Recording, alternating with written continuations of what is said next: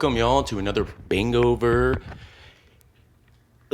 anniversary review. The Gush. I think we're gonna start calling it the plug-in.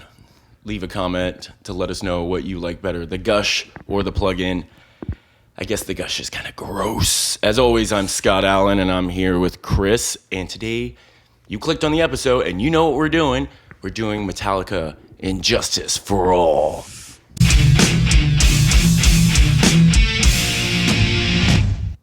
Awesome. This album was recorded January 28th through May 1st and was released August 25th, 1988, making it 31 years old. Happy birthday. I was one. I was 1 year old. It was recorded. I wasn't even born yet. Yeah, It was one more year. One more year. This is probably what put your mom into labor, was hearing these songs. Triggered. Yeah. It was recorded one-on-one recording studio in Los Angeles, and the label was Elektra, which at the time is kind of like not as big as, I guess, where they went after something like this album probably blew up. Elektra album. Their label, as much as this did for Metallica. Was the next album on Elektra? I couldn't tell you. They probably jumped ship. I need to look at that actually real quick because that'd be helpful information. But learning about this, it was a new thing for a small record label like this to have a band that hit the top 10 of the charts. Yeah, this is their first album to do so. Mm-hmm. And then the Black Album was the follow-up, the self-titled, so that was also Elektra. Yeah. So that was, And wow, going back and listening to this, it's been a while, and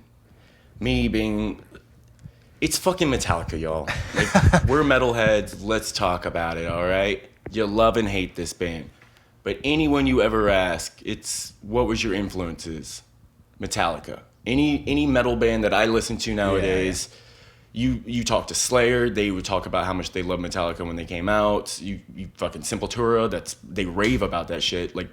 Getting these albums inspired for Sepultura to do what Sepultura did. And arguably, it's the reason why a lot of these bands got signed was probably because of Metallica blowing up and then record labels finally realizing that, whoa, there's something here. This is an actual market and people want this, so let's go sign some fucking bands, you know what I mean? Mm-hmm. And just Metallica doing it first, and then we have Megadeth coming a year later, and then so on and so forth. I believe, fix me if I'm I don't know if I'm right on this, but I think 1984 or 85 was Rain of Blood. Look it up real quick. Something like that. But yes, this is the album that blew Metallica up, even though we know Metallica from 3 albums prior, Kill 'Em All, my favorite. Ride the Lightning, another good one.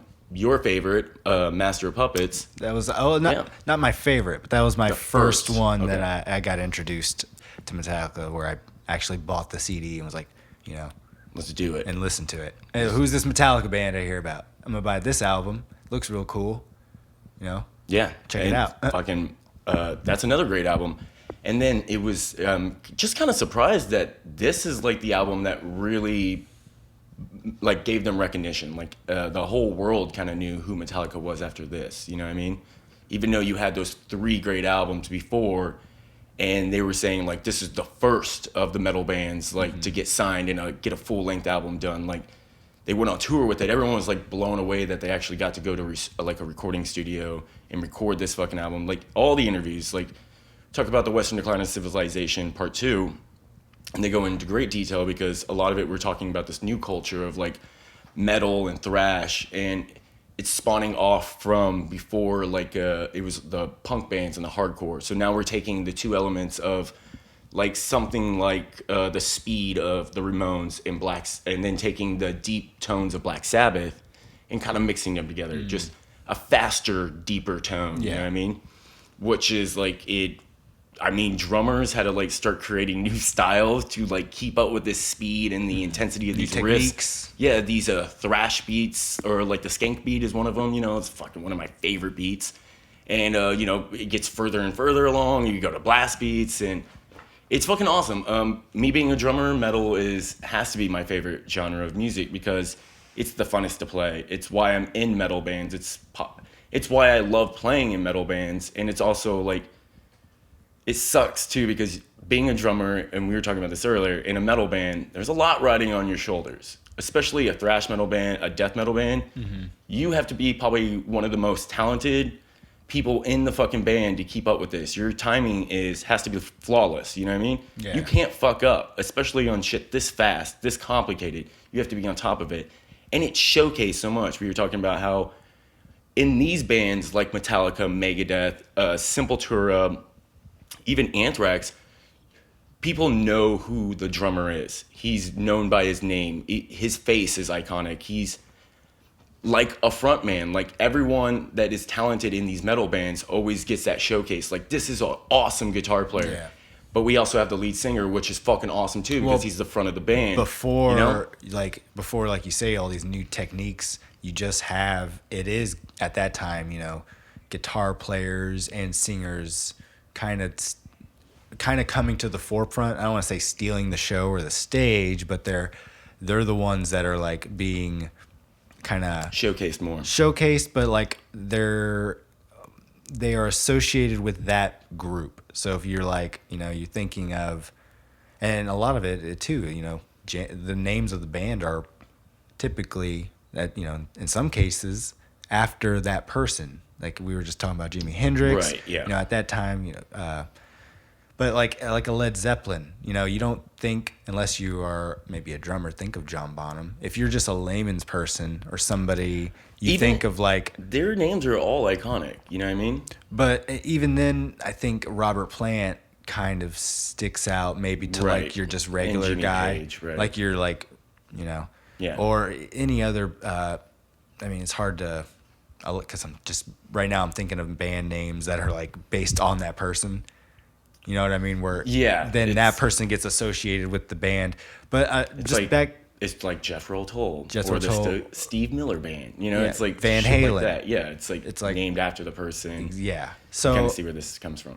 But like with metal, the drummer is doing a lot more work than these other bands. Then, you know what I'm saying? Like imagine if like Jimi Hendrix had an amazing drummer. But imagine if his drummer was doing double kicks and like insane shit like that is otherworldly type drumming.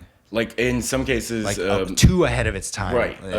The Grand Funk Friday Road episode, like what a crazy drummer. Still like that old style of playing, but really just being like very, I guess the word would be like punk rock with it and kind of making it a little bit sloppy. John Bonham did the same thing. Mm-hmm. He knew the classical training, but just you can't just do that shit. You have to do what is you. You have to play what makes you unique as a musician. Find that, you know what I mean? Mm-hmm. Learn all these scales, rudiments, do all the practice and learn all the actual techniques, but at the end of the day you have to really make it your own. Mm-hmm. Otherwise it means nothing. And you're not going to be any different from any other drummer.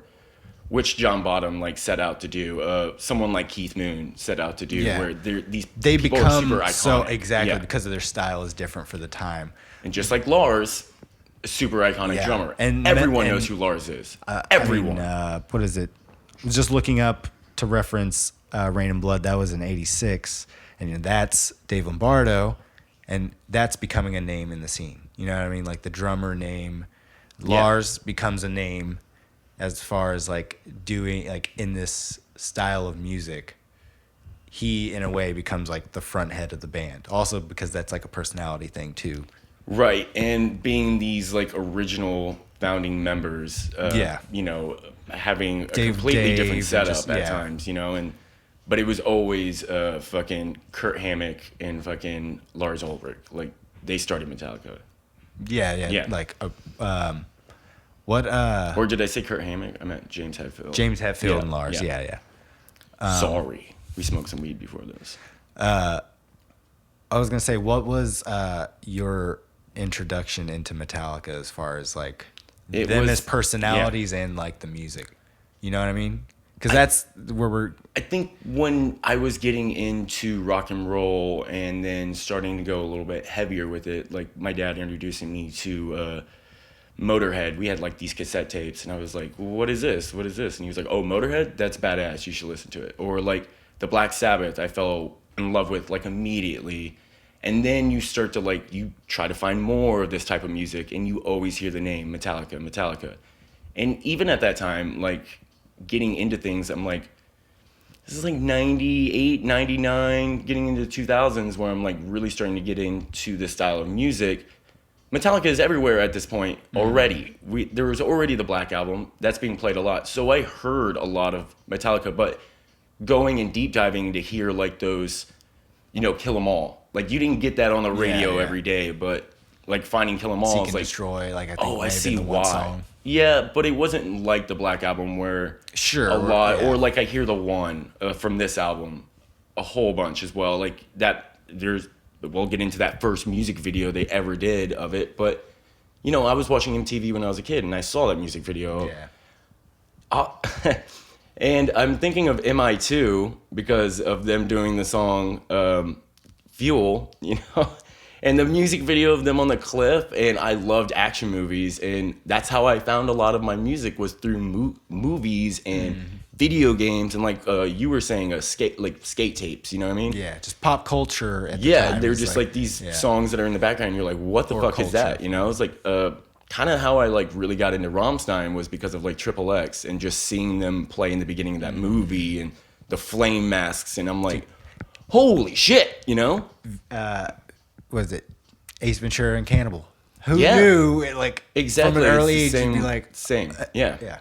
Where you like maybe didn't realize it then, but going back and you're like, holy shit, I was like, I forgot Cannibal Corpse was in this. Yeah, and then you just things that get introduced to you in other forms than straight up just the music, and maybe you pick up on it then, but you've heard it and what it you hear it again somewhere else. You're like, oh God, I've heard that, or I know what that is, and I want to dig deeper. And it's everywhere. Yeah. And again, this is kind of like classic rock, and probably why I don't hold them like as one of my favorite thrash metal bands. And somewhat in my mind, I fucking Kill 'Em All definitely, but I'd rather go more Slayer, Sepultura at times, or Megadeth, because I'm kind of more a Megadeth fan. But these were like when I first started playing drums. Again, these are some of the songs that like I had to like guitar players wanted to play, and I had to like learn the drums for. A lot of the Black Album guitar players, the people I was playing with at the time were doing that, Yeah. And like I said, it was Leonard Skinner. We would get with some Metallica. We would do some Jimi Hendrix. The weirdest thing is that we never did any Grand Funk Railroad, and I'm just thinking maybe because those people were like, I can't even. Like, there's a lot going on there. Yeah, there's a lot. But there's a lot going on here. But when I say we were doing like Metallica songs, we would pick like easier Metallica songs. Yeah. The Black Album is a lot more straightforward and friendlier to listen to than this album. More radio because if friendly. you don't know, you've never listened to this album before, what's the shortest song on here? 7 minutes? 6 minutes? Yeah. The title track song is 9 minutes and 53 seconds. It's like, what? Dryer's Eye is 5:13. That's the shortest song. And did you say the longest one? The longest one is Injustice for All, for sure, right? I think. Is there one longer? Yeah. To Live is to Die is 9:48. Holy fuck. And Justice for All is 9:46. This takes 2 seconds longer. This takes a little bit of a trained ear to kind of listen to some of those songs. Probably hence why Justice for All is not a radio album. Yes, you can even play that on the radio. Like you have 10 minutes to spend to play this on the radio. You could have did 3 other songs. Radio friendly is 2 minutes and 50 seconds, and like 3 minutes and 3 minutes and 30 seconds. Between those time frames, like 3 minutes a perfect time. 3 minutes and 30 seconds is about as long as you want to go when it comes to radio songs, because that's just how it is. When I listened to the radio when I was a kid, I would know like, this song's on the radio. Fuck yeah. But I know the song so well, like they would cut out parts. Yes, they would cut out solos. Save them time and save. Dude, solos would be chopped out just to save time because these songs were like 6-7 minutes long. But these songs are so big and like hit the top of the charts. They still need to find a way to put it on the radio. Yeah. And I hated this part where disc jockeys would start talking at the end of the song. to come back into as the song's fading away in the background. So it saved them time. Yeah, Instead of having a space, you could just... When it comes to thrash metal, those are the best parts. It's like that very end is where they do something like very cool to like end the song. They never just really end a song in thrash metal. They have to like fucking...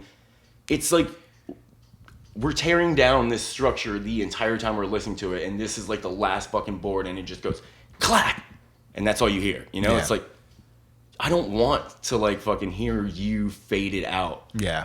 But I get it. Some of the singles on here were The One. Yeah, it was One, Eye of the Beholder, I believe, and... Harvesters of Sorrow. Harvesters of Sorrow, which 5:45 for that one, and then Eye of the Beholder is 6:26. So those are still really long songs. Yeah. Probably not getting at the time. How long is The One? That is 7:26. Holy shit! So the music video has to be shortened. I'm for sure on this because when they were recording the music video, they had to do 3 separate versions of it. And they didn't really get into if they were like cutting out like parts of the song to shorten it and commercialize it. It was more like different types of music videos because they didn't know what they were gonna like. This is like their first music video, and let's get into like that Elektra thing where fucking Elektra just left it pretty much all up to Metallica to do whatever the fuck they want. They were like, here's your money, go do what you've been doing. We're gonna fucking leave you alone. We're not gonna have a record. Classic albums right beforehand. Yeah, they're not gonna have some guy go in there and like tell you like, hey, we should probably change this around so we could start selling more units. It's like Metallica knows what they're doing. Yeah. Plus, Elektra is not that big label that's gonna come in and interfere because they've been doing this for so long. They know exactly what they fucking want. You know, they're a small label in the sense of around these giant fucking labels pulling out. I mean, shit that was coming out in this time. You know, it was like a lot of like 80s pop still. Like these are the songs at the top of the charts, and we're starting to move into the 90s, but nothing like this was like mainstream. Like metal was still underground. Metallica was still underground at this time. Yeah. It was this album that blew them up, you know what I mean? And forward them into the next wave is why we get the Black Album and why the Black Album sounds that way. It's because probably of songs like The One and the commercial success of this album and trying to figure out how to like, okay, we had like 3 singles. How do we get more? And arguably like the entire Black Album is a fucking, every song is a single off that bitch. You know what I mean? Well, this album did change the way the band kind of like looked at music and writing because this is the last foray into 9-10 minute long songs. Right. Because now they're going to start stripping and people are calling them like, oh, sellouts. I mean, you know? Also not only about radio, but then live. How do you ever play these songs? Like your set list, if you got an hour and a half set and 2 songs are 20 minutes, it's like, dude, now you only have an hour 10. And then what, you play another song off this album, One, which is the 7:26. That's 30 minutes almost right there. Just on those 3 songs. Yeah, so essentially they could just pick like 13 songs. Yeah, so you know what I mean? Your set list is dwindling down. You as a band, they would walk off stage, we're never playing that song again because it's ridiculous. Yeah. It's great to listen to on the album because you can like put on some really good headphones, get your bong, sit in your little beanbag chair and slam on your fucking favorite vinyl and just fall into this because there's so many elements. It's so colorful. I absolutely love the way this album is structured song-wise. They start to become musical geniuses in a sense to like really making it like an orchestra. It's super operatic. There's all these crazy time signatures when I was like, oh, it's like, I think it comes in on like 3 or 4, and it came in like 2.5. Yeah. It was like they did 2, and then I was like, okay, 1 more, and then halfway through that 1, they just went right into it. And they do that constantly throughout this. If the song Blacken, they start to change the way that time structure is. That song is, the riff is set up for something like that. It's already syncopated, you know what I mean? The drums syncopate with it, and it creates this fucking cool thing, and then you do the dun dun dun dun dun. They could use it once, they can use it twice. They throw it here, they throw it there, and then they break it down to something completely different. I wish I would have just sat down and count the different parts, like if I was to map it out like one of our songs, first chorus, verse, whatever. Like what they're it would probably be the entire fucking page and 20 different parts. You know what I mean?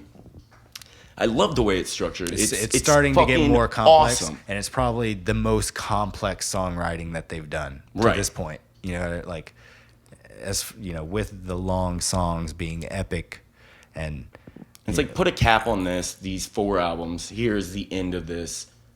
Got to go on and do something new. Can't keep doing this. You know what I mean? we can't make. What are we gonna make? You know, I think Robert Trujillo in an interview said he like viewed this as like a concept album for him. You know, because like that's the way he thought of it when he like listened to it and first listened to it and looked at the album art while listening to it. He envisioned like a concept, and maybe that kind of is the end. Where you know what I mean? Maybe it kind of was in a way where it's like this heavy idea concept of songwriting that then gets pushed aside for simpler, radio friendly, good riffs. You know, the iconic riffs. Still heavy. They're still heavy. But just not. We're not gonna. Instead of 17 riffs in one song, we're gonna have 10. Right. You know, start stripping. They already were stripping the fat when it came to writing, because then you would have all these tapes of James and, you know, whatever of just riff ideas. Yeah. So then you're stripping those away. So now it's just that idea of stripping that even further down, taking these 9-minute songs and making them a 4-minute song. But still, like, learning, I think at this point they've learned so much, and they're becoming geniuses with the way they write and structure, that now they can take it and don't get, like, they simplified the Black Album, but still they do what they do on this album. There's still crazy time signatures, crazy breakdowns. They always got that drum thing going on in between things that are pretty, it's kind of like iconic for them to do that, like, bum bum, da, da, da, da, da, da. You know, it's like in so many songs. They still do it, but they make it a little bit, like, their structure wise is just a little bit easier to listen to. You know, we do the verse chorus kind of thing. We're gonna make it more like how Aerosmith kind of does songs. Aerosmith was super complicated and trippy back in the day. Getting into the 90s, really being complicated and having those cool riffs, but like making your structure kind of a little bit more simple for people. It's easier to listen. Yeah. Because at first listen to this, if I was to try to show someone the first time, there's reaction videos online of like old people listening to this, and they're like, "Oh, I don't like this at all," you know, or people that are into hip hop and they listen to this album, they're like, "Holy shit, this is crazy," because it is fucking crazy. But that's why I love it, and like that doesn't sell to the world. Though. Yeah. Crazy doesn't sell to the world. Unique and interesting doesn't sell to the world. It's my favorite stuff is because I'm a musician and I get bored with easy listening stuff, and I can see the behind the scenes magic because I am a musician. So it takes away a lot. But when you get something like this, I have to like go and be like, I'm fascinated because I don't know how they pulled this off. Like you said, how do you remember all these parts on stage? I think there's like Jason Newsted and stuff would be, you know, quoted as like, you can't stop playing the song and then just all of a sudden start playing. It's like a whole nother learning process to like get back into the swing of playing these songs, unless you are like, you know, some of the songs they're playing probably every night because of how classic they are. So they've got them kind of under their belt pretty good. But well, at the time they were recording this as well, they were on the Monsters of Rock tour. So they were coming in and out of the studio as they were playing shows at the same time. So they were constantly just working fucking hard. Just playing. Yeah. Playing, probably, you know, at the top of your game, you're like... Exactly. You're playing shows and recording at the same time, so you're just it's like, how do you not remember? You know what I mean? True. This is like ingrained in you. Like, you wrote it as well. So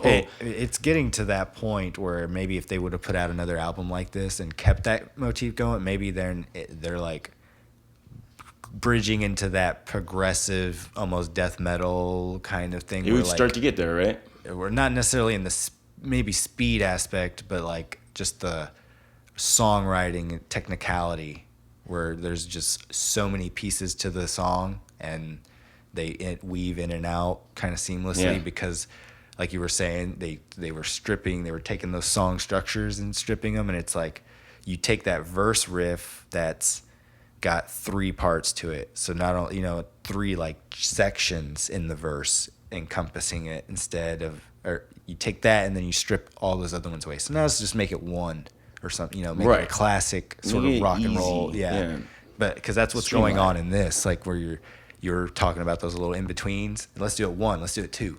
They're becoming like super mathematical. Yeah, like it's turning into like math rock. It's like getting to a prog state, but they'll do it. Them doing heavy riffs is the only reason why it's still metal. You know what I mean? That tuning, taking hard memorization, because there's in some parts of the song I always have it just counting in my head at certain parts and how many times they're playing it. There'll be like those little interstitial sections, those little in between parts that they're doing once.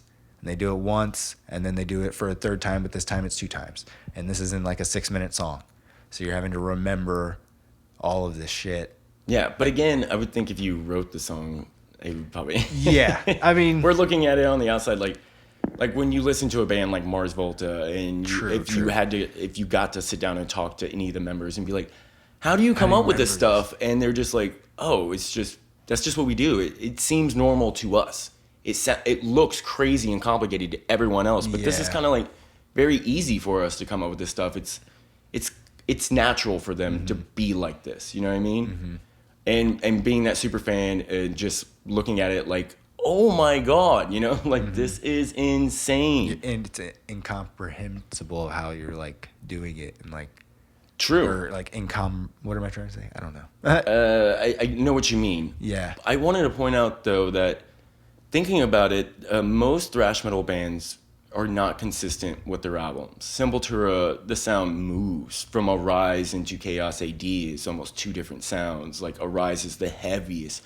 Beneath the Remains is even it's as heavy, but it's a little bit slower and darker. And then Chaos AD is wide open and fucking like more of this classic rock sound, if you will. Even Slayer, they always got criticized because of After Rain and Blood. They do like I think it's South of Heaven is the next one, and they're like, oh, what the fuck, you slow it down, you know what I mean?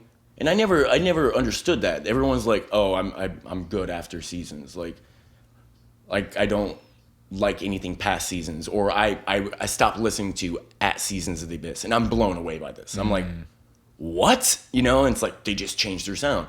Metallica was very consistent, more so than any of those bands with these first 4 albums. It stayed very consistent, and they're really on the money. They got their finger on the pulse, and they know exactly what to do. They're fucking geniuses when it comes to that. And that's why they're one of the biggest metal bands. That's why they're still selling out arenas, is because they were fucking smart and figured out a way to market what they're doing and to know what metal fans want. Exactly. What to take out and what to leave in. Yeah. It's like... And no one else knew that. Yeah. Even we were talking about Megadeth. It gets real wacky on some of the albums. Like he does, Rust in Peace, or Peace Sells for Who's Buying, and that's the second album. But then we go for like So Far, So Good, So What, and it's almost a completely different album in a way. A lot of cover songs. We do get In My Darkest Hour. But that's pretty much all we really get from that album. That's the same year as this songs, album. but nothing that cool. Oh, Jack. Jack's here with us, everyone. Just a little coffee. And that album is the same year, so you kind of see I think we were kind of off camera talking about Megadeth and Metallica and how like they're kind of both like. Oh, you want me to get into it? They are. I have a theory. They're helping each other in a way, unknowingly. It's a lot of competition between them. But in I think my mind, in some ways, competition breeds the best product. I was thinking, and I was totally wrong, that like a song like Blacken is definitely like, it's one of my favorite metal songs of all time. But I think it was in response to Megadeth and what Megadeth was doing, and Metallica had to keep up. Now looking back at it and we doing this cross-reference research, it's quite the opposite. It's kind of like Megadeth is trying to keep up with Metallica. Yeah. Metallica's too far ahead for Megadeth to even catch up. You know what I mean? All their albums are like, this album comes out before Rust in Peace. So Rust in Peace, in a way, is a response to Injustice for All. And thank God, because Rust in Peace is one of my favorite albums of all time. If any way that there was like some conflict between them, they were motivating each other. Exactly, yeah. And we're getting better albums because of it. We, the fans, them themselves are also writing better material. Yeah. That after that, album, Megadeth album. Then Metallica puts out the Black Album, and then the following year, Megadeth puts out Countdown to Extinction. Right, which is just like how the Black Album is amazing. Yeah. So like both these bands are just fueling each other and each other's albums to be. I was thinking like, you think Metallica like was listening to like Rain of Blood and was like, holy shit, like we gotta write a song like Blackened, dude. You know, because Blackened, it's a hell of a riff. Mm-hmm. First song we listened to, y'all. Just that fucking super fucking fast. And the drums So are going, fast. you get that double fucking bass, and it's just like, yeah. And The only thing I would say with like Slayer at the time, if you're in the thrash scene, you're looking like in the guitar realm, like as far as that, I'd be like those solos are just insane. Like it's complete chaos. The Slayer solos. Slayer solos, whereas Metallica solos are trying to be a little bit more like musical. You know, they're trying to they're not add to the burning music. down a guitar, I guess. Yeah, like I mean, that would be the only thing where like Metallica definitely couldn't keep up in that realm because that's just that's that style, and where like Slayer, while it is like thrash and it's even to some points Slayer where it's doesn't like, have a lot of dynamics when it comes to their songs themselves. it's full steam ahead. Mm-hmm. Sometimes you're like a little slower, but you're you know what I mean. It all has like a consistent like Yeah. Their structure is very basic in a way, comparing to something like Injustice for All, where it is a crazy, wacky fucking structure. And I don't think Slayer could write songs like that. No, but I don't think so. I mean, they write amazing fucking Slayer songs. could outspeed them any day of the week. Like I'm sure Lars is doing a lot of this drum stuff that he's doing in this album because we're like, fuck, we love the double bass on this album. We love what Lars is doing. Yeah. Maybe not what it sounds like, but what he's doing. But you have to think he heard fucking Dave Lombardo and he was like, I gotta kick it up a holy notch. shit. Yeah. I mean, I think as far as the drums, I think the drums on Rain and Blood blow these drums out of the water, performance wise and even tone wise. And we can get into the sound of the drums. But Dave Lombardo is God. Like Lars is known all around the world, but it's just second to him is Dave Lombardo. We know Lars, thrash metal drummers, and then we know Dave Lombardo. And Dave Lombardo, they're the opposite people. You know what I mean? Super nice and humble person. Asshole, don't steal my music. Fuck you, get out of my face. I'm going to turn down this bass to absolutely no volume in this mix. Yeah. And then we go back to Dave Lombardo and he's like, yeah, I'll play with you. Fucking just filled in for the Misfits. Suicidal Tendencies. Doing the fucking coming back with Mr. Bungle and playing on that. Like, yes, he'll play with anyone. Yeah. He's super humble. It's a tragedy what happened to him between him and Slayer. Did the whole Melvins thing for a second. Yeah, the Melvins thing, cool, man. He can play with anybody and everybody. If I'm looking at both him and Lars, if I'm a drummer starting out, I see Lars as like smarter business-wise. The influence, as far as influence and stuff, like that's the songs you're learning to kind of like the metal songs, like you said, that are easy to get into. But then there's the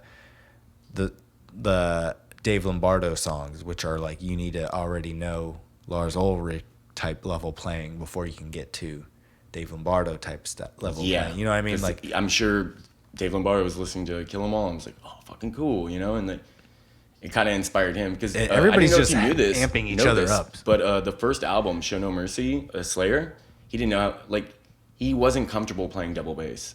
He had a double bass pedal, like he was going to set it up, but he was going to leave it off of the demo. He was going to, like, they were about to record it and he was just like, it was literally fucking Gene Hughlin was like, hey, why aren't you using your double bass pedal? And he's like, I'm just not really comfortable with it, so I'm just not going to use it because I don't want to, like, look like a fool, make mistakes, try to do something I'm not, like, confident with. Mm-hmm. And that's when, like, Gene Hughlin, like, kind of coached him as, like, are you thinking about your left leg? You should be thinking about your left leg. Like, this is how you can kind of, like, get it flowing. Teaching him how to set the pedal even further back to really get that recoil so you can get that really fast double bass because that's what you need is a lot of stomp and your drum head to be really fucking tight. But the funnest thing is that Gene Hughlin was there during the recording of that and he had to hold the drum set because it kept sliding all over the place. So when he goes back and listens to the album, all he can think about is Dave just hammering that snare right in his fucking ear as he's trying to hold the drum set in place so it doesn't slide away from the microphones. It's fucking super cool love stories like that. Great production stories of rock and roll. But that being said, let's get into another song because this might be a I can't even pick which one's my favorite between this and Blackened, you know, because this is cool. We're gonna do Eye of the Beholder.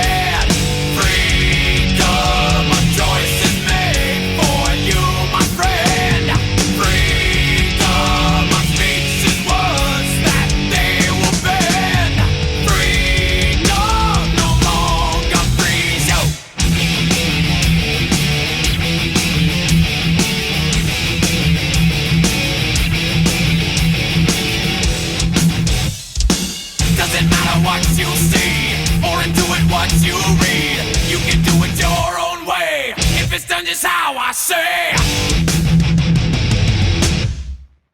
Fucking badass. That's what I'm talking about. That's how you end a fucking song, dude.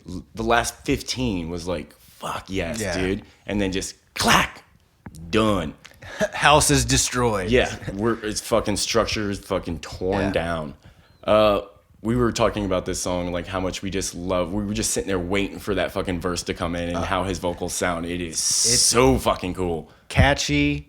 The riffs are good. The drumming. I mean, Fucking love the drumming. Drumming is great on this song. Yeah. It's not It's perfect. It's flawless. it's complicated when it needs to be. Yeah, he's not using that double bass pedal the whole time, but when he's using it, it's really like tasteful.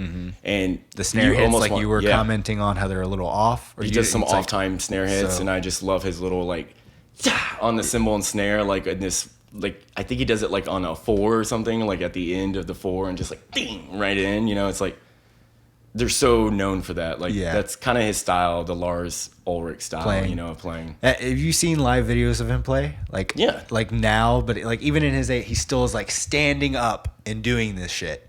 Like, He he's used to do so that all the excited and time, hyped. yeah. He's like doing the kick. And He really does like, have all the energy in the world, doesn't he? Yeah. Yeah. But the way He he's has, like, a also prescription playing of this, Adderall. like he's like jumping up and like doing things. Like most drummers are, pretty stationary. This guy is like standing up and playing, running around the set. Like, He always does that, still to Yeah. this day. Yeah, and you always see that like after every song, he'll stand up with the sticks and be like, "Woo," like Yeah. fucking da, like end it all epic drummer like, and just make definitely like what I was saying, like his business sense, how he made his image is so smart. If he came up with that on his own, like so fucking smart. That's why he's a millionaire, is because he made this image for himself. He's known as Lars Ulrich. Yeah. Like everyone knows Lars Ulrich, have you seen that video of him? I think it's him.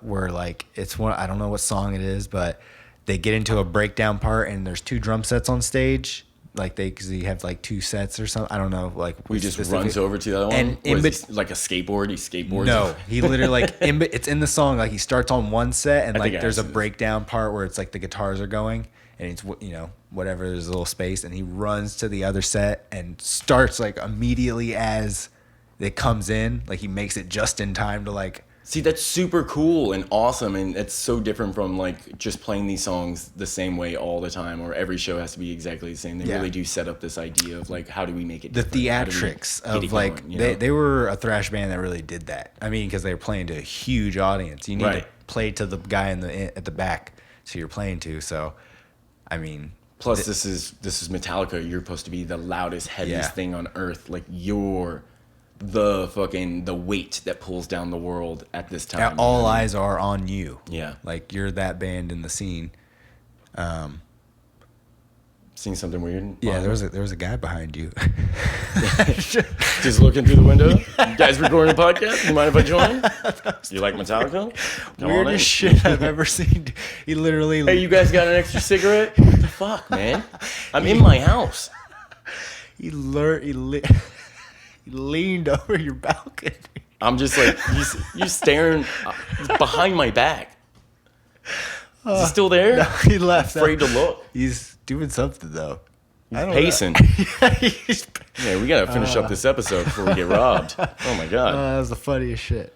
All right, let's get into a little bit of the production of this album and some of the behind the scenes of like the controversy of this. When I was doing some research, they said this was a very hard album to record. They had a lot of struggle in it. And this is also the first time of recording without Cliff Burton. Shout out to Cliff Burton, probably one of the best bass players of all time. He made that shit sound like, when they first heard Cliff Burton play, they were like, they thought he was playing a guitar. It sounded like it. When I first heard it, it sounded like that You've seen him shit. play, it's just Yeah. like, holy shit, And having to replace fucking such a dear friend and the tragedy that happened, and that whole thing, it had to be hard to come back, and this is your first time back in the studio, and now you got this new bass player, New guy. but there's no reason to do what they did. Yeah, there's I mean, no it's excuse. like- Jason didn't kill Cliff, and that's what it almost feels like. They're blaming him for nothing. Taking out frustration maybe because you are filling those shoes. And Yeah. it's like, you know, they're putting him through this hazing sort of a mentality, That's so ritual fucked up. type thing of like, you know, he's the new guy in this successful, about to literally break. Like, you know, this is the breaking point. They reached the top 10 with this album, so that he's jumped on the train with them.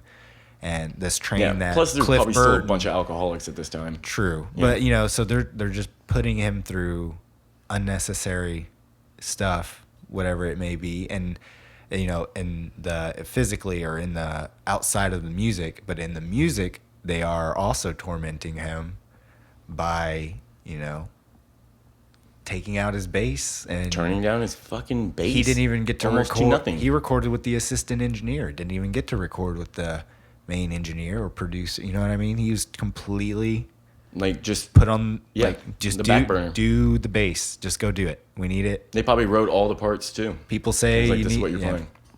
Oh, that was another point of the controversy. Is okay. Well, if James or whoever's writing the riffs and telling Jason and telling what to play, Right. at least in Jason's case, if he's playing the same thing, and in James's words, that's why they're taking out the bass, is because it's canceling out His guitar, his rhythm. The frequencies are overlapping, and I'm already have a deep guitar Shit rhythm. fucking Yeah, and excuse. that's kind of a cop out excuse. There's no way, or there's no reason that why would. Yeah. you couldn't EQ things differently. Especially if you wrote these fucking bass lines to fit into this song, being geniuses that you are, and then being like, it doesn't work. How much music It has doesn't been work, made you up? wrote it. How much thrash music has been made up until this point to then use that as an excuse? For That real. the bass doesn't fit with my guitar playing. Okay, because you have something magically happened in the past, whenever before the last album, Master of Puppets, when there was bass. Something happened where your guitar playing changed or your gear changed, and now it doesn't sound good with a bass guitar. Or if the riffs are the same, if this is the same guitar riff and bass riff that's being played and that's canceling each other out, Then do something different. Then do something different. Tell Jason to do something different. And He's try a and talented influence. fucking bass player. How about the guitar He does can figure it something out. different? I don't know. You Yeah. know what I'm saying? Like, Why even have a bass in the mix if you're just going to completely gonna take it take it away? out. I heard a little bit of it just because I have a little bit of a trained ear, but then again, I don't know. That's what I'm hearing is the bass. This is one of the biggest jokes that people make. Like, it's this there's no album bass. is yeah. It would've been so much better with bass. Notorious, Yeah. just for it. So many interviews, questions. Like, it's the first question that the band gets asked about this album. It's the first question the engineers are getting at. Jason gets asked about this album all the time. It's super, like, because everyone's like, oh, fuck, where is the bass? And you can hear the hollowness in it because of that bass taken away. And there's a lot of these choppy ass fucking.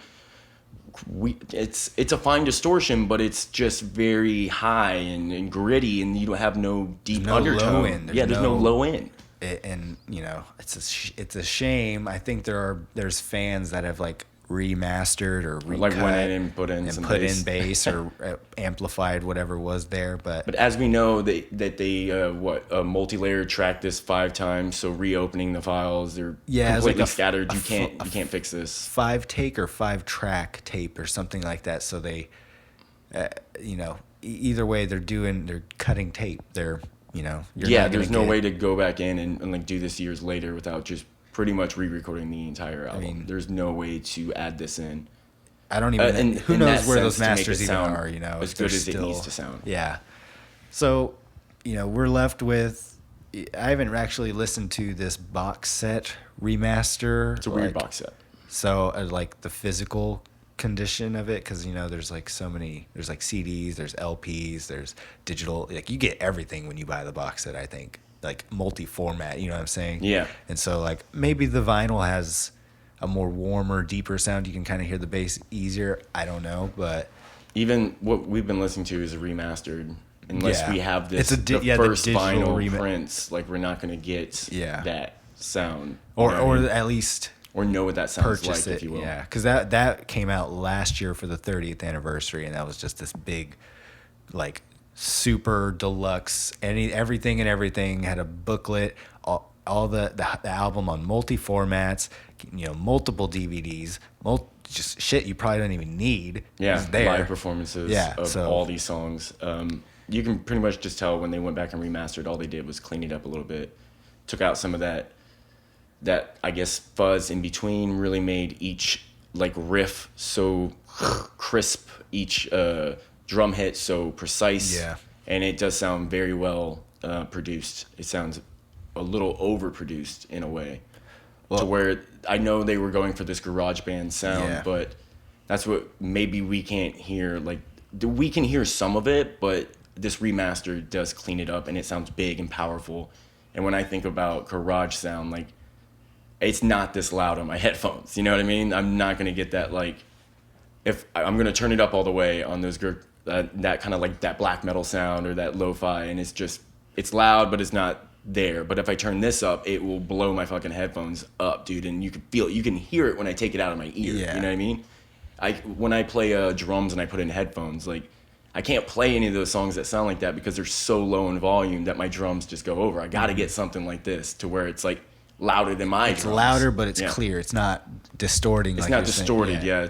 I really like albums like that a lot more. I know people have a preference. Like I like it to be dirty. That's kind of what black metal does. Is like you take a really good sound like this and then turn it into shit, if you will. And it's not my forte. I like precision. I like clean. Yeah. I like very well structured. And I know it takes away a little bit of the feel, but not always, because of what they're doing is so complicated. These time signatures, it still feels genuine and like on the moment.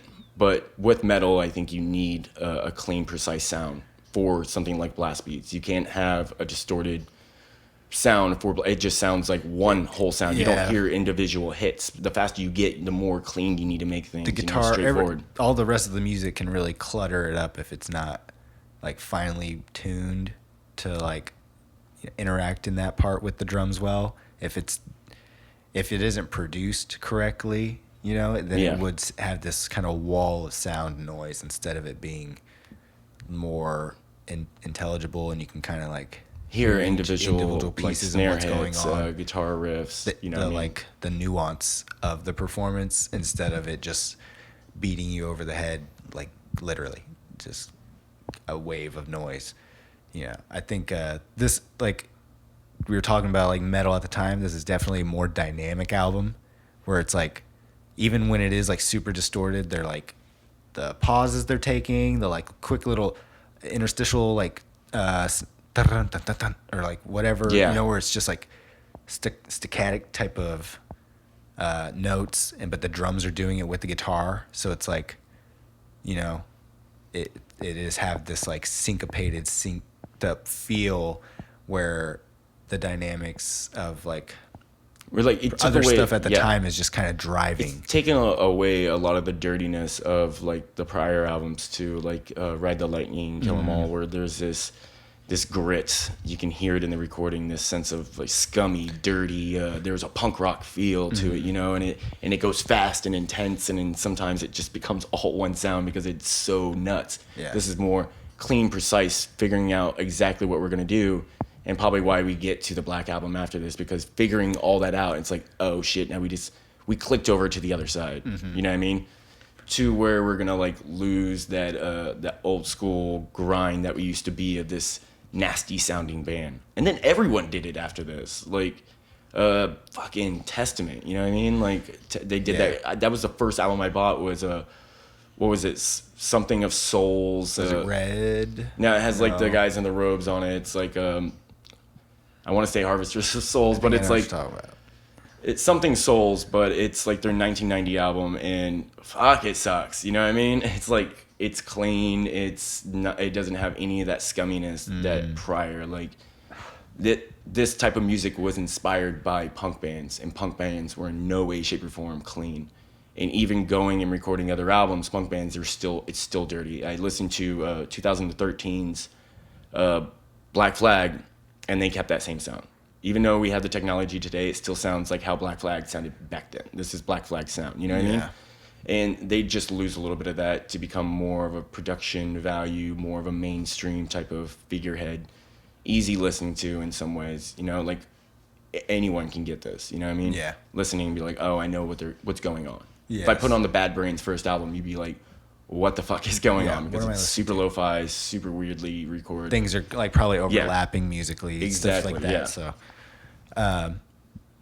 I think there's that. I also, when it comes to just the sound of the album, there's like nitpicky things that I picked out and hear, Yeah. you know, where it's like maybe I wouldn't have made that decision. The drums, like performance wise, pretty good. There's not like any time slips or anything that like story that. is ridiculous. I mean, the story of Lars and the engineer going in there and nailing down the sound, and then I think, I don't know, or maybe it was the producer, but then they come back, show it to the engineer of the session. I don't have his name on hand, but he listens to it, is like, what is this drum sound? He goes in and redoes the whole drum sound.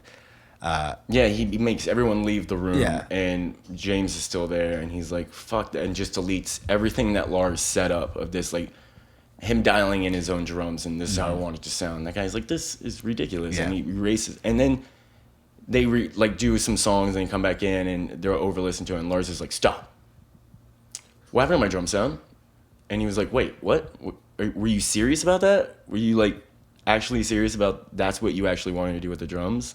And he was like, yeah. So they had to Go in and set redo back it. again. Yeah. Yeah. Go back in and get exactly what Lars wanted on his drums Yeah. instead of just listening to the fucking engineer.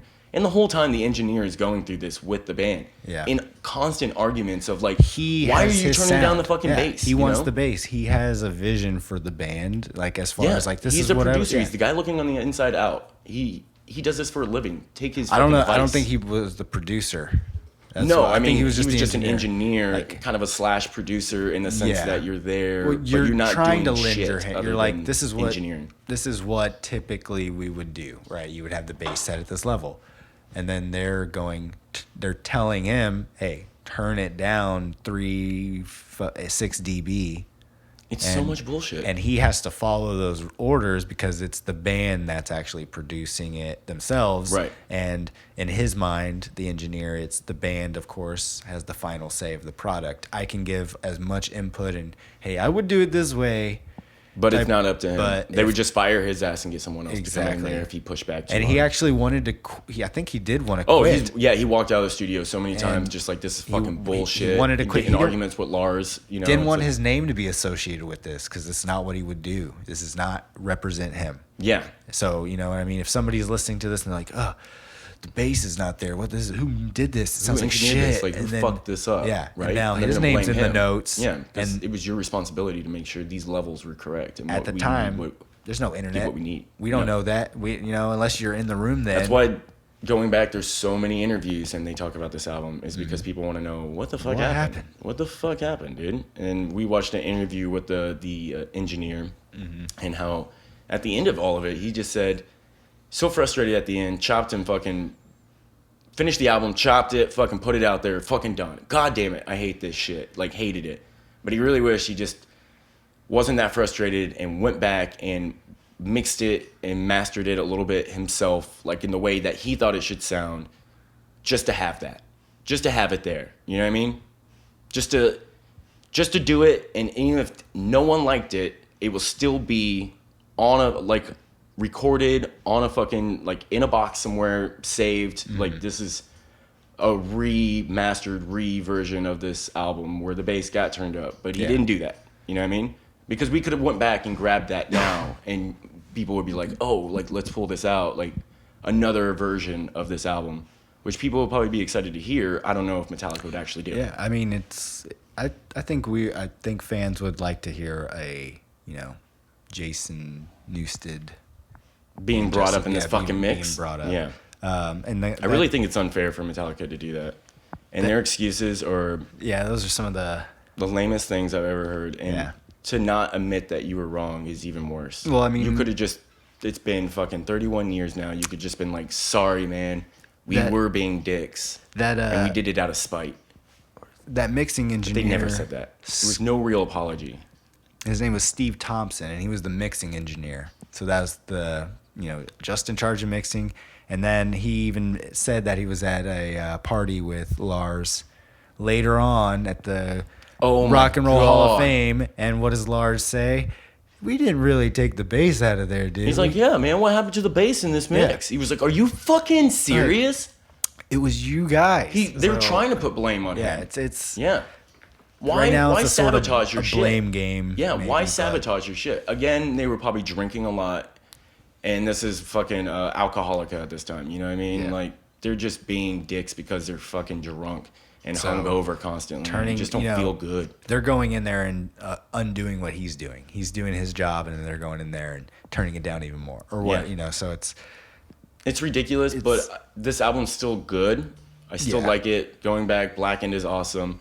If they were to ever find a way to get those original mix tracks and remix it and bring up that bass, the first day it came out and they released it, I would listen to it immediately. I would listen to the entire album because I would be that excited to like hear the difference and stuff because I love these songs, but to hear it for real, you know what I mean? And it's not like they're not for real. These songs are still great, but in a way, like after this, I don't think Blackened, I'm definitely going to go back to, and there's a couple other songs I would love to just pop up in like a radio Spotify mix. Just a random mix, yeah. But to go out of my way to like go find this, probably not. You know what I mean?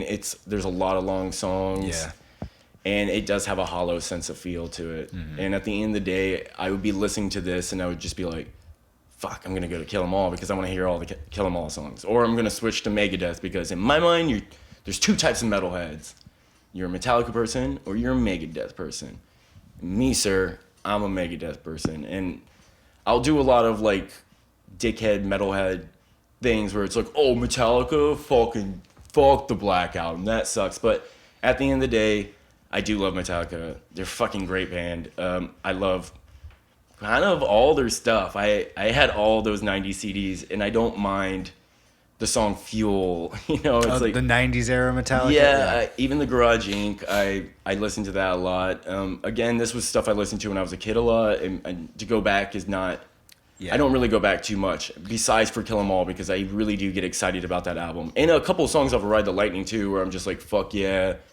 And Master of Puppets, there's some songs where it's just like, oh fuck, I haven't heard this in forever. Like they're Metallica. When you get away from like the biggest metal band in the world.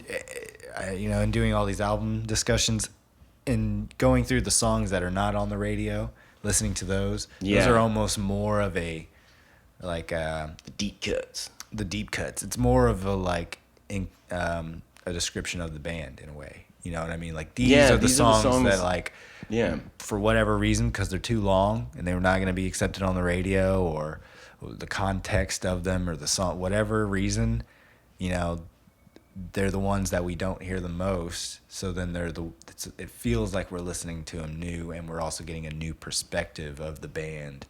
Right. If you've only listened to one, like if you come into this album brand new, fresh, I love like. You've heard the 3 singles. Heard that one song they play on the radio. But never heard Blackened. I've never heard Blackened. I think also plays on the radio. So I've only heard those two songs, and I've never heard the rest of the album. I think if you picked up the album, those two songs, while being on the same album, almost are different than the rest of the songs on the album because of how like just thrashy and more raw, underground kind of that garage sound than like one super produced song. Really great song, but it has a lot of layers and elements, and it's kind of not really as thrashy as the rest of the album, like compared to Blackened, how that starts up. So it's like the Spotify thing is awesome because now everyone in the world can listen to it, the streaming platforms. Yeah. But a lot of times people are just listening to songs, not the album. When you bought this back in the day, you rarely would you just go and just buy the single. Like a lot of people, I guess, did because I only want this one song. But you would just get the whole album, right? Like get the whole album. Then you loved that song on there. Like your favorite song was Harvesters of Souls. That was the first thing you heard. And then play the album because you want more of that. And you're like, fuck yeah. And you fall in love with the entire album because it was only one song that bring you in. But we're losing that nowadays because of the singles and the Spotify and people's attention spans. Yeah. Attention spans. That they just can't like focus on something You just that's a 10-minute long song. You gotta like, hope that you're you gotta be a random. super fan. You gotta be a musician to really appreciate this. Metalheads know. Metalheads know. You know what I mean? Yeah. Metalheads will take the time to listen to a 10-minute long song. It's kind of like everyone else in the world. If you're not a metalhead, you just don't get it. And like, it's kind of like you kind of need that flow of albums. Sometimes albums are, these songs are better in the album because the song before it, the song after it really sets context, you know, and it really sets up the song, the one before it, you know, like track 3 really set up track 4, and it made track 4 so much better because the whole time you're anticipating getting to your favorite song, track 4, switching over. So you're like, yes, this is awesome, but I can't wait till the end of the song and the next thing kicks in. And we kind of losing a little bit of that. So if I could give one piece of advice to any young listeners out there is when you fall in love with a band and it's maybe just that one song, go find the album and listen to the entire thing because there is something that you might be missing that you will be very surprised to find. And you could start to fall in love with more of their songs and become a bigger fan because you hear a song that you love so much and what do you want? You want more of that. You want more of that band and you want more of that sound. So you're going to go and find it, you know? So anytime I hear something awesome on the radio, I'm like, I like this. And I go to the album and none of the other songs sound the same. It's very disappointing. You know what I mean? But this album's not like that. If I heard the one, I'd be like, this is kind of fucking lame. And then got the album and heard the rest, or my friend had the album and showed me, they're like, well, actually, this is fucking awesome. Actually, you know? Maybe that song is lame, but the rest of the album is not indicative of that one song. Exactly. So do yourself a favor. Like, listen to some things in order form. Like, don't switch around. Go from the start of the song all the way to the end. We did that Korn episode. I suggest you do that as well. Yeah. Start it how it flows, like, because it really does have maybe a meaning and it's like an overall message. And we should look at it as the album and not the individual songs. It's the stamp. Here's "And Justice for All." Yeah. It's not the one and then some other songs around it. It's "And Justice for All" and The whole everything that piece. comes with it. Yeah. It's just a goddamn shame they had to be dickheads. And I'm looking forward to doing more metal for sure. I was super jazzed. We just wanted to headbang the whole time right before this. We were just listening to these songs and we were just fucking yes, yes, yes. And me and you being big thrash metal dudes, this is our niche. These are the things that we love, is these type of bands. You got any other final thoughts on this?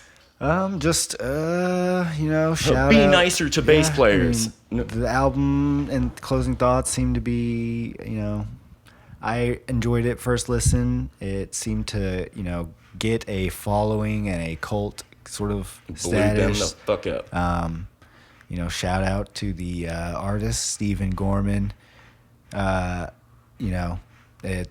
artwork. Shout out to Jason Newsted for fucking staying and fucking dealing with that shit. Yeah, and putting up with it. The whole situation. I mean, they were able to get this out of it. We got great songs, regardless of how they sound. The songwriting and stuff still holds up. So maybe one day we can cover some of these songs. That would be a challenge. Definitely a challenge. You know what I mean? And we can add in some bass. We'll fill in the bass. How about that? We'll let Rob fill in the bass. Well, thank y'all for listening to this episode. We're going to end it on one more song, but before we do, I just want to say give us a like on the Instagram. We're at BANGover Productions. Go on our YouTube page. Give us a follow there. Give us a like on Facebook and any other platform that we're on that I'm forgetting about. Again, I'm Chris. I'm not Chris. No, You're I'm Chris. I was like, am I Chris? I'm Scott Allen. This is Chris Myers, and we're going to end it on Harvester of Sorrow. Fuck yeah. Thanks, y'all.